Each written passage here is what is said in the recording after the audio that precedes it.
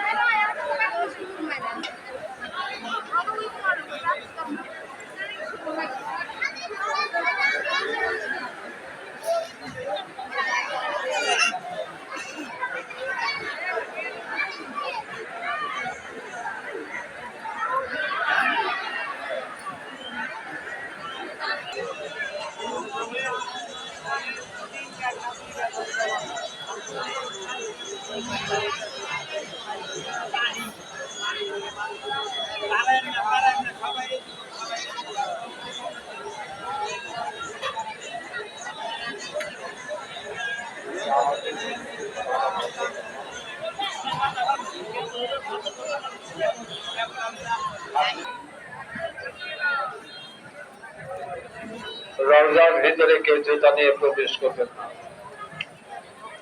রওজার ভিতরে কেউ জুতা নিয়ে প্রবেশ করবেন না। রওজা জিয়ারত আপনিও করেন, আর একজনকে জিয়ারত করার সুযোগ করে দেন। রওজা জিয়ারত আপনিও করেন, আর একজনকে জিয়ারত করার সুযোগ করে দেন। রওজার ভিতরে মাঝখানের রাস্তাটুকু দয়া করে ক্লিয়ার করে দিন। রওজা জিয়ারত আপনিও করেন, আর একজনকে জিয়ারত করার সুযোগ করে দিন। নগদ টাকা পয়সা কারো হাতে দিবেন না, নিজ হাতে না জানা সিন্ধুকে দিয়ে দিন। হাসি মরক সালাম দিয়ে দাঁড়াবেন না। রওজা গেট দ্বারা মানে চাল গাছ পর্যন্ত এই রাস্তাটুকু দয়া করে আপনারা ক্লিয়ার রাখুন। নগদ টাকা পয়সা কারো হাতে দিবেন না, নিজ হাতে না জানা সিন্ধুকে দিয়ে দিন।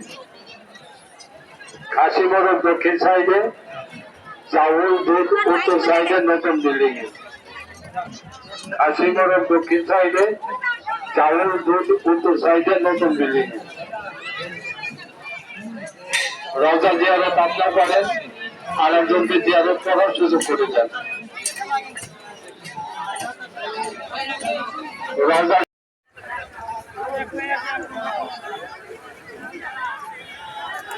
গেটের সামনে, রওজা গেটের সামনে আপনারা ভিড় জমাবেন না। রওজার গেটের সামনে আপনারা ভিড় জমাবেন না। হাসি মোড়ক দক্ষিণ সাইডে, চাউল দুধ উত্তর সাইডে নতুন বিল্ডিং। হাসি মোড়ক দক্ষিণ সাইডে, চাউল দুধ উত্তর সাইডে নতুন বিল্ডিং। নগদ টাকা পয়সা কারো হাতে দেবেন না, নিজ হাতে না জানা সিন্ধুকে দিয়ে দিন। রওজার ভিতরে কেউ জুতা নিয়ে প্রবেশ করবেন। রওজা জিয়ারত আপনারা করেন, আর একজনকে জিয়ারত করেন।